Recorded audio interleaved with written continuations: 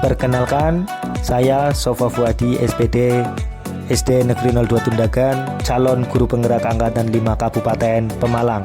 Koneksi antar materi, modul 1.3, visi guru penggerak, model manajemen perubahan, inquiry apresiatif Bagja.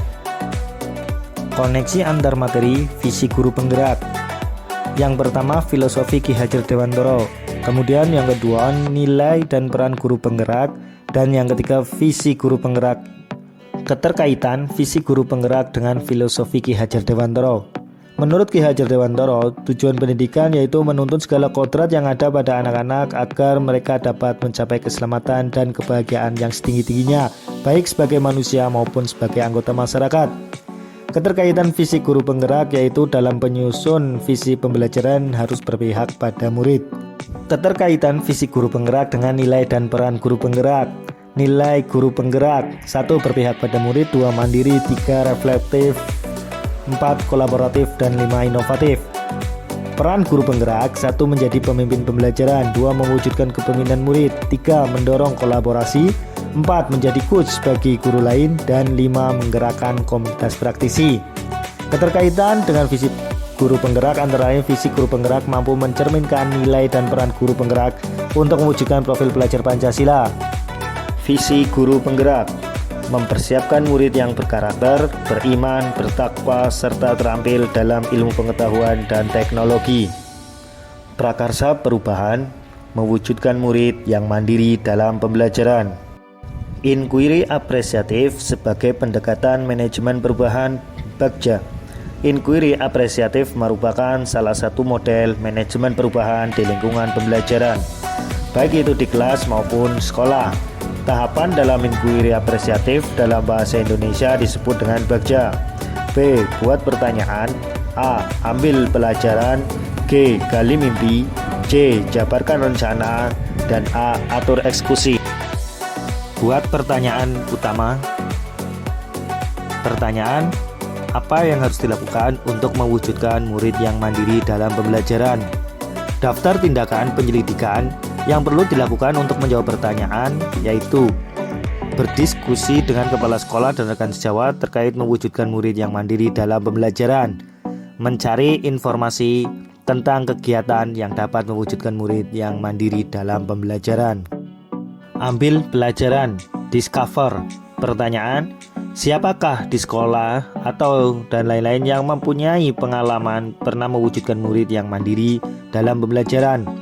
Aktivitas apa saja yang dapat dilakukan untuk mewujudkan murid yang mandiri dalam pembelajaran? Situasi apa yang dapat membentuk murid yang mandiri dalam pembelajaran? Keterampilan apa yang sudah saya miliki dan membentuk saya untuk dapat mewujudkan murid yang mandiri dalam pembelajaran?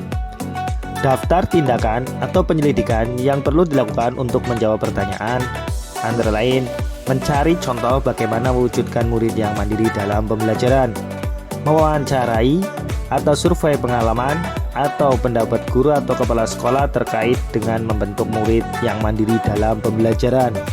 Gali mimpi. Pertanyaannya, apakah kebiasaan-kebiasaan baru yang saya bayangkan terjadi jika murid yang mandiri dalam pembelajaran sudah terwujud?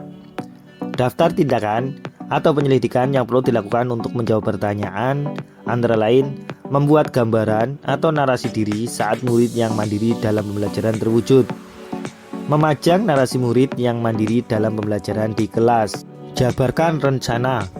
Pertanyaan: apa langkah paling sederhana atau langkah pertama yang bisa dilakukan untuk mewujudkan murid yang mandiri dalam pembelajaran?